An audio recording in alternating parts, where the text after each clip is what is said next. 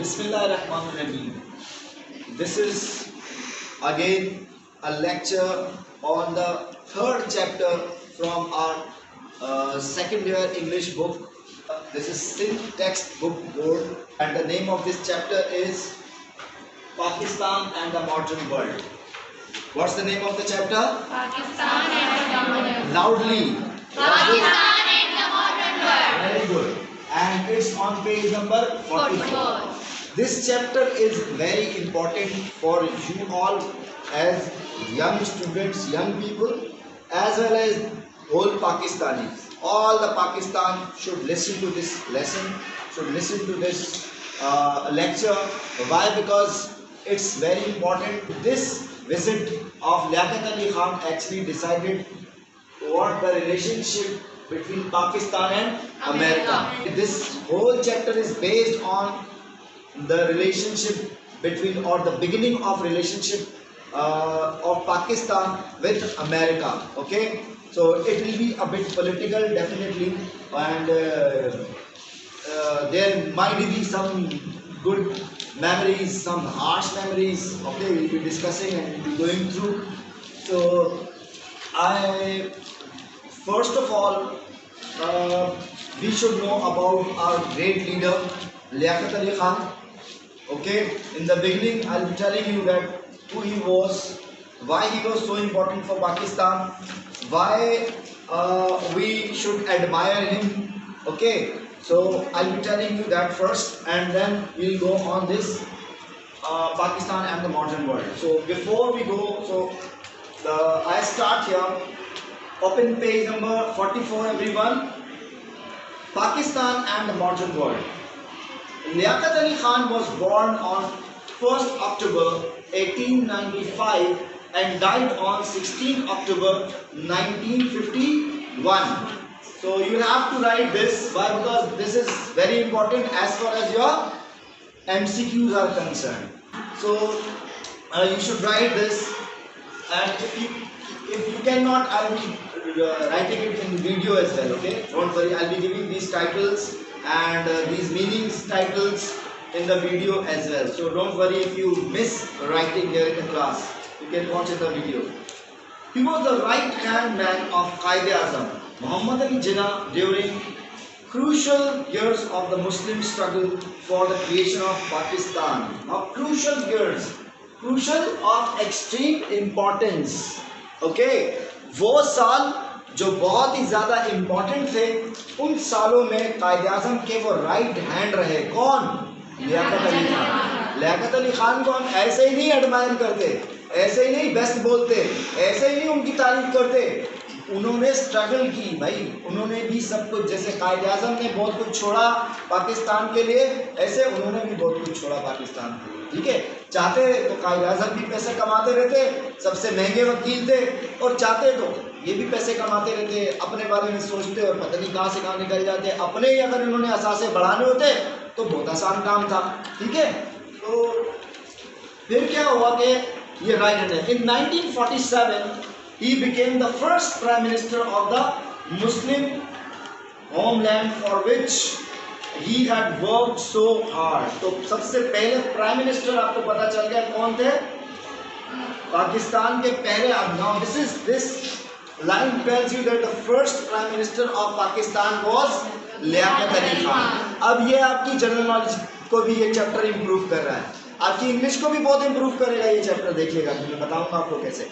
आपकी general knowledge को भी इम्प्रूव करेगा, पाकिस्तान से रिलेटेड आपकी नॉलेज को भी इम्प्रूव करेगा, आपके पाकिस्तान और अमेरिका के साथ ताल्लुकात उस वक्त क्या थे, फिर आज के ताल्लुकात पर भी हम थोड़ी रोशनी डालेंगे।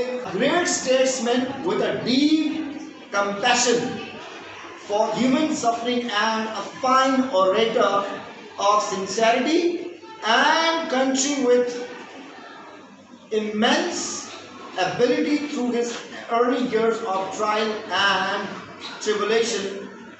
अब यहाँ पे बहुत सारी बातें वो कह गए, ठीक है, जो जिन्होंने भी दिबाचा या जिन्होंने भी उनके बारे में लिखा, तो पहले वो चीज़ कहते हैं कि भाई वो कंपैशन था उनके अंदर। क्या चीज़ थी? कंपैशन। क्या चीज़ थी उनमें? Compassion. Now what is compassion? That is very important thing. You should remember. अब आप ये भी सीखेंगे कि एक अच्छे लीडर में क्या क्या क्वालिटीज होती हैं। आपको मैं ये भी बताऊंगा, अभी हम ये भी सीखेंगे इस पूरे चैप्टर में कि अच्छे लीडर की क्या निशानी होती है। ठीक है, तो ही वॉज, उसके पास क्या था, कंपैशन था। अब कंपैशन क्या है, desire to relieve others suffering, others sufferings. जब आप दूसरों के प्रॉब्लम को सॉल्व करने का जज्बा आपके दिल में होता है तो आप कंपैशनेट कहलाते हैं। आप क्या कहलाते हैं, कंपैशनेट।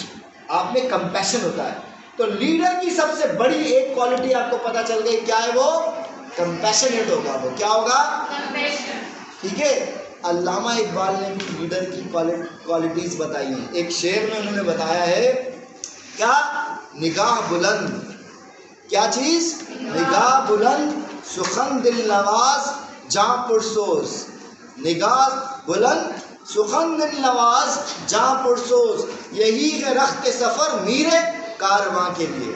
अगर आपने मीरे कारवां कहते हैं जो आपका लीडर होता है, हेड होता है आपका, चाहे वो किसी कुनबे का हेड हो, चाहे वो किसी सूबे का हेड हो, चाहे वो किसी मुल्क का हेड हो, चाहे वो किसी डिपार्टमेंट का हेड हो, चाहे वो किसी इदारे का हेड हो, उसके पास ये तीन चीजें होनी चाहिए। कौन सी, निगाह बुलंद, उसकी सोच आला होनी चाहिए, सुखन दिल नवाज, इखलाक होना चाहिए, बात करने का तरीका होना चाहिए। ठीक है, लोगों से किस तरह मिलना है, मेल मिलाप किस तरह रखना है, पोलाइटली, हम्बली, ठीक है, ये चीज उसके अंदर होना चाहिए।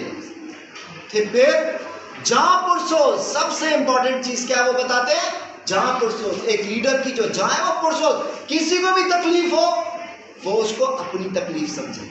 समझ में आ गई, उसकी हेल्प ऐसे करे कि जैसे उसकी अपनी तकलीफ है।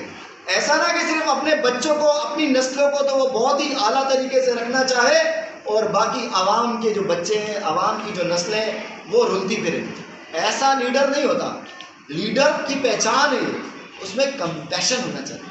तो अल्लामा इकबाल ने भी हमें ये लीडरशिप की पहचान बता दी और उस अल्लामा इकबाल को हम आज तक फॉलो नहीं करते। नाम लेते हैं, हाँ, मशरिकी शायर, कौमी शायर, okay, you do not following the teachings of even अल्लामा इकबाल।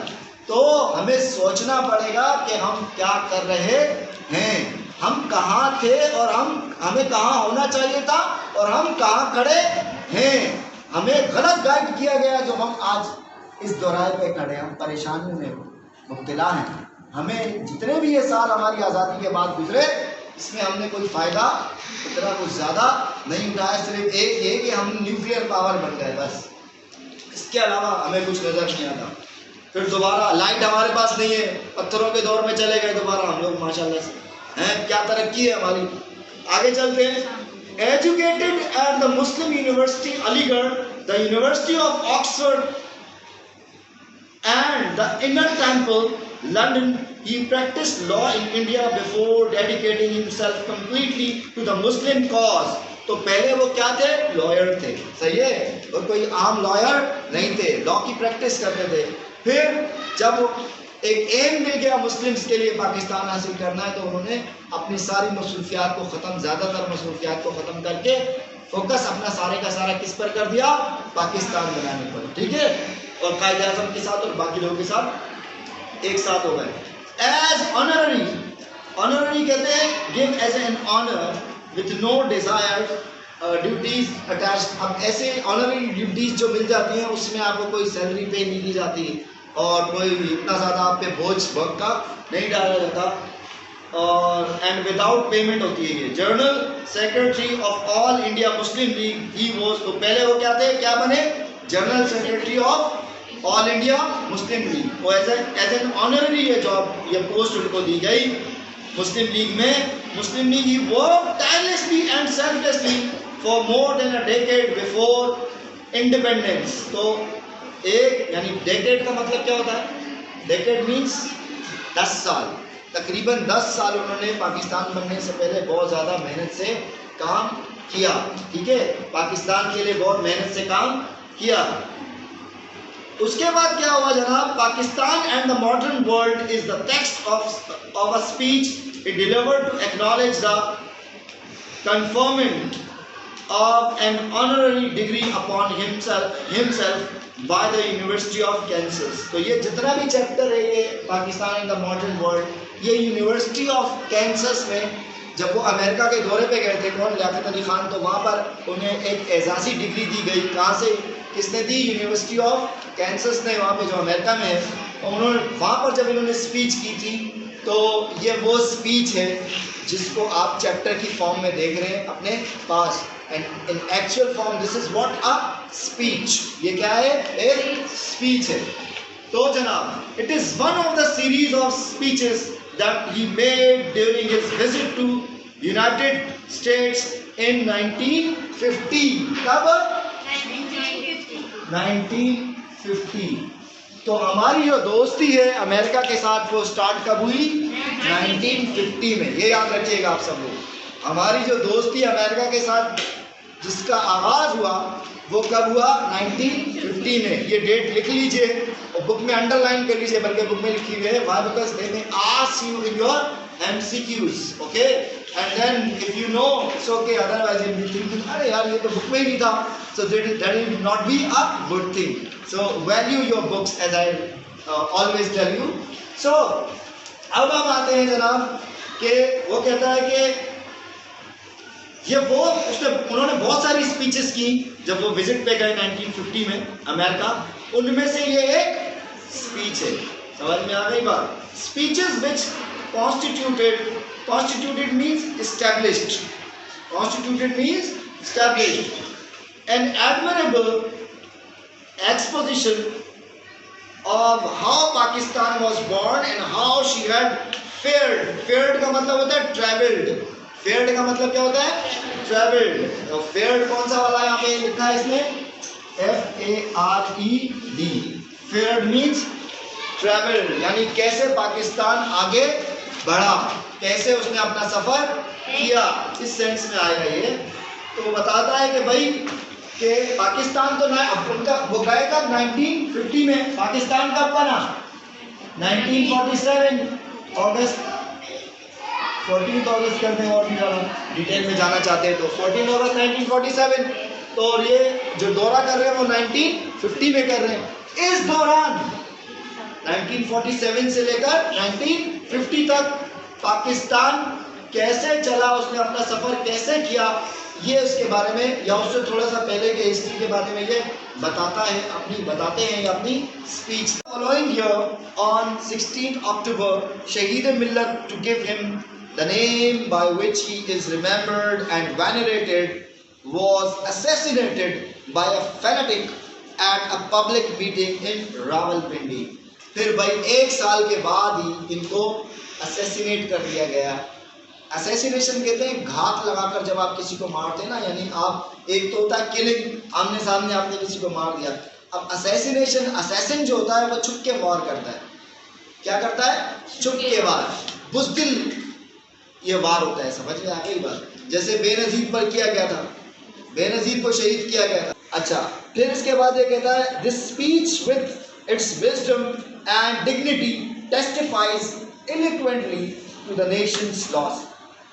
बोला अभी ये जो स्पीच हम पढ़ेंगे, अभी जो स्पीच हम इस लेक्चर में डिस्कस करेंगे, कहता है कि इस स्पीच से ही इसकी एलोक्वेंटली का मतलब होता है स्टेटेड वेल, कि इतनी अच्छी ये स्टेट की, इतनी अच्छा बयान किया गया इस स्पीच को कि आपको पता चलेगा कि जब लियाकत अली खान को असैसिनेट किया गया तो पाकिस्तान का कितना बड़ा नुकसान किया गया। समझ में आ गई? वो कोई आम शख्सियत नहीं थी। समझ में आ गई बात? बहुत अहम शख्सियत थी पाकिस्तान की। ठीक है, ये आजकल आपको कोई नहीं बताएगा बेटा। ठीक है, ये जो चैप्टर है ना ये बहुत इंपॉर्टेंट है, ये आपको कोई नहीं बताएगा कि वो बहुत इंपॉर्टेंट शख्सियत थी। ठीक है, अभी मैं बताता हूँ कि आगे चलते हैं कि वो क्या है। Now we are coming on this essay directly. इसके बाद हमने ऐसे स्टार्ट किया है, इसमें आप जो आपकी बुक है उसमें इन कन्फरिंग, अभी डायरेक्टली हम जा रहे हैं उनके ऐसे जो स्टेटमेंट्स हैं उनके ऐसे कि वो हम वर्ड्स से शुरू कर रहे हैं। In conferring means granting and as possession. Conferring means जब कोई किसी को इज्जत देता है, ठीक है, और किसी की अपनी कोई चीज़ उनकी पोजेशन में देता है। कैसे? In conferring a degree upon me, you and the University of Kansas City have bestowed upon me and my country an honor for which I cannot adequately thank you. बोला भाई ये जो आपने मुझ पर एहसान किया है, ये एक एजाज़ी डिग्री देकर और यहाँ पर मुझे बुलाकर, आप इसको साथ में ऐड कर लें, ठीक है। तो इसका जो इस एहसान का बदला है वो कहता है ये मैं या मेरा कंट्री हम पूरा नहीं कर सकते, हम इसका थैंक यू सही तरीके से भी अदा पूरा नहीं कर सकते, यानी इतना बड़ा आपने हम पर ये एहसान किया है। अब ये डिप्लोमेटिक लैंग्वेज होती है, ठीक है। अब डिप्लोमेटिक जो लैंग्वेज होती है वो बहुत ही ज़्यादा क्या होती है, पोलाइट होती है। समझ में आ गई बात? अक्सर क्या होती है, पोलाइट होती है, ठीक है। और कहाँ पर हार्श, किस टाइप की हार्श लैंग्वेजेस होती है डिप्लोमेटिक, वो भी बाद में हम डिस्कस करेंगे। मैं शुरू में ये प्रॉब्लम क्रिएट नहीं करना चाहता इसमें, आगे चलते हैं। For my address today I have advisedly chosen the subject of Pakistan and the modern world. बोला भाई मैंने एडवाइजली का मतलब होता है after thinking about it carefully, यानी कि डेलिबरेटली।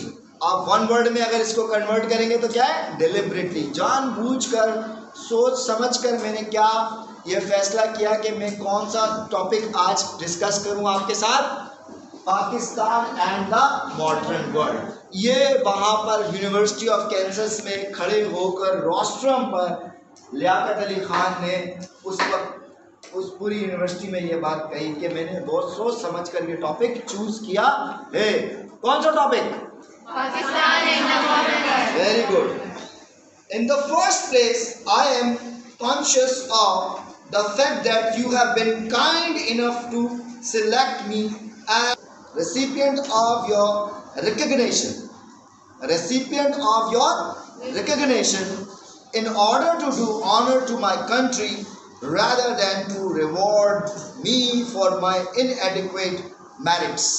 बोला भाई ये जो आपने मुझे इज्जत दी है तो ये असल में आपने मुझे इज्जत नहीं दी बल्कि मेरे कंट्री को इज्जत दी है, मेरे मुल्क को इज्जत दी है, जो मुझे आपने यहाँ बुलाया है, मुझे ये एजाज़ी डिग्री दी है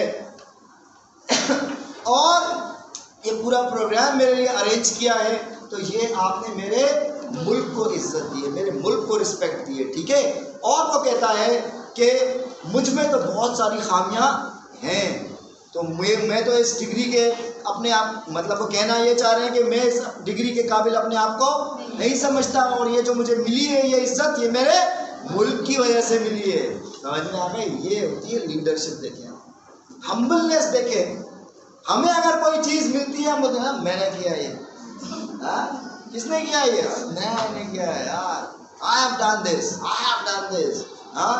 बट जो लीडर्स होते हैं ना, लीडर्स वो कंट्री को साथ लेके चलते। समझ में आ गई? And what we do, we are egoist. समझ में आ गई?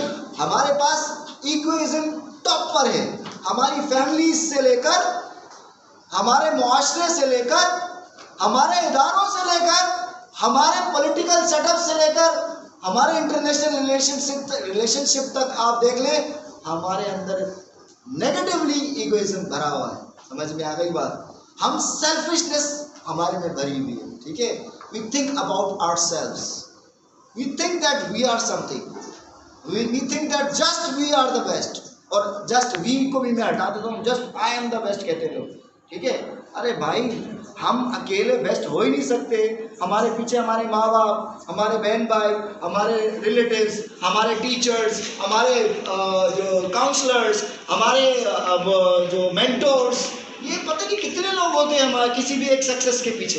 तो वहाँ पर वो क्या कह रहे हैं कि जनाब मेरे कंट्री की वजह से आपने मुझे ये रिस्पेक्ट दी। तो ये हम्बलनेस का सेंस सीखे आप लियाकत अली खान से, और आज के लीडर्स को भी ये सीखना चाहिए लियाकत अली खान से। मेहरबानी करके सबको पढ़ना चाहिए ये ऐसे। इसीलिए मैं कह रहा हूँ ये स्पीच बहुत इंपॉर्टेंट है, सबको पढ़नी चाहिए ताकि इनसे वो सीखें कि जनाब असल लीडरशिप क्या होती है, आपकी दुनिया में आपकी इज्जत क्या होनी चाहिए, आपका लेवल क्या होना चाहिए, ठीक है।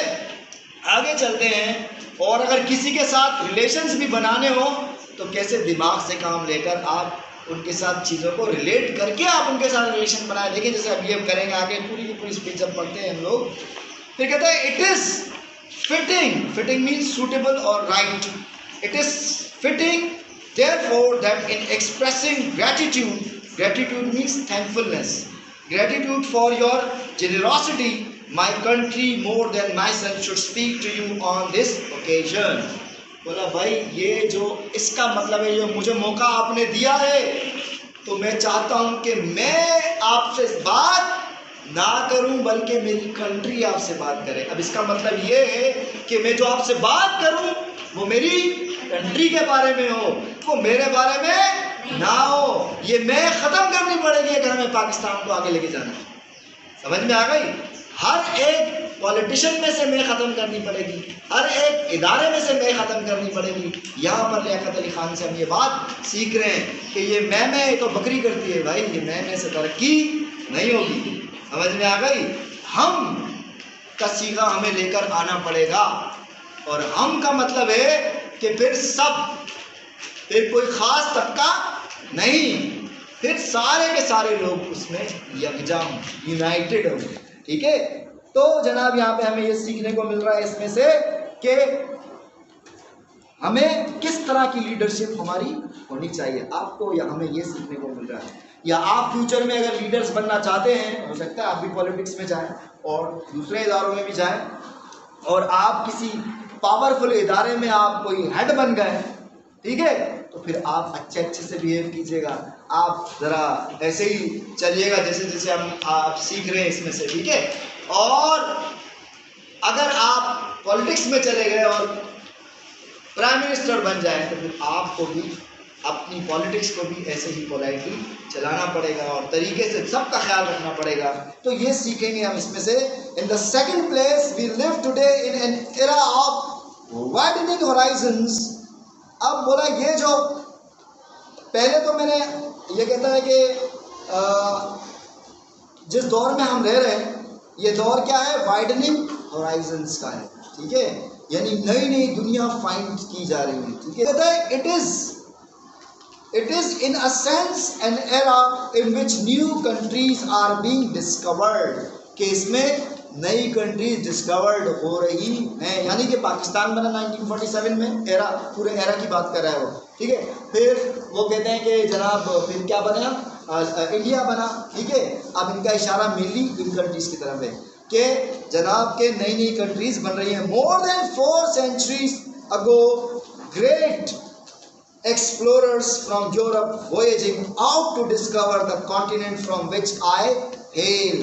Hail का मतलब होता है to be or have been native to or a resident of, यानी रहने वाला। Hail means किसी जगह का रहने वाला। तो कहता है कि भाई के more than 4 centuries 400 साल पहले, कितने साल पहले, 400 साल पहले से भी ज़्यादा, यानी 400 से भी ज़्यादा साल पहले ago great explorers from Europe, Europe से जो एक्सप्लोरर्स आए थे। ठीक है, एक्सप्लोरर्स कौन थे हम पिछले चैप्टर में डिस्कस कर चुके हैं। उसमें डिस्कस कौन किस नाम से हुआ, वो पायनियर्स के नाम से। कौन था जिसने इंडिया डिस्कवर किया? शाबाश, कौन था? तालियां बजाओ इस बच्ची के लिए, वेरी गुड। इसका मतलब है ये सुनती भी है, ये घर पे जाके पढ़ती भी है, ये नोट भी करती है, ये मेहनत करती है। This is the best feedback which I want. Okay, तो वास्को डे गामा की बात कर रहा है यहाँ पे, देखिए नाम नहीं लिखा, वो बात किसकी कर रहे हैं? वास्को डे गामा की। क्या किया उसने? वास्को डे गामा ने डिस्कवर किया ना भाई इंडिया को। ठीक है, हमने पढ़ा था लास्ट क्लास में। तो From Europe voyaging out to discover the continent from which I hail means from which I belong, कि जिस कॉन्टिनेंट से मैं बिलोंग करता हूँ उस जगह को उसने डिस्कवर किया था। डिस्कवर योर ग्रेट लैंड, और बोला उसी टाइम पर कोई आगे पीछे 1-2 साल तुम्हारी लैंड को भी डिस्कवर किया गया। किसने डिस्कवर किया अमेरिका को?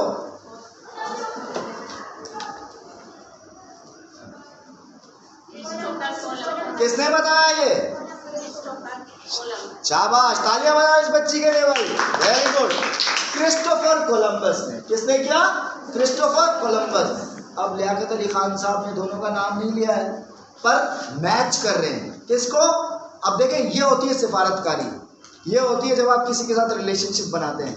वो पास्ट में ले गए अमेरिकन को, और अमेरिकन को बताया कि भाई जिस तरह तुम्हारा मुल्क डिस्कवर किया एक यूरोपियन ने, ऐसे ही जहां से मेरा ताल्लुक है उस जगह को भी डिस्कवर किया एक यूरोपियन ने। एक का नाम था वास्को डा गामा जिसने इंडिया डिस्कवर किया, एक का नाम था क्रिस्टोफर कोलंबस जिसने अमेरिका डिस्कवर किया। ठीक है, तो यहाँ से वो अपनी स्पीच का आगाज देखे कर रहे हैं। अब उनको रिलेशनशिप बनाने हैं, ठीक है, अब वो को रिलेट कर रहे हैं चीज़ों को। सो लेट्स सी कि आगे वो क्या कहते हैं। The time of the class is over now, so we'll be continuing this lecture inshallah ta'ala day after tomorrow, because or on Monday I think we'll be continuing this lecture on Monday inshallah. Thank you.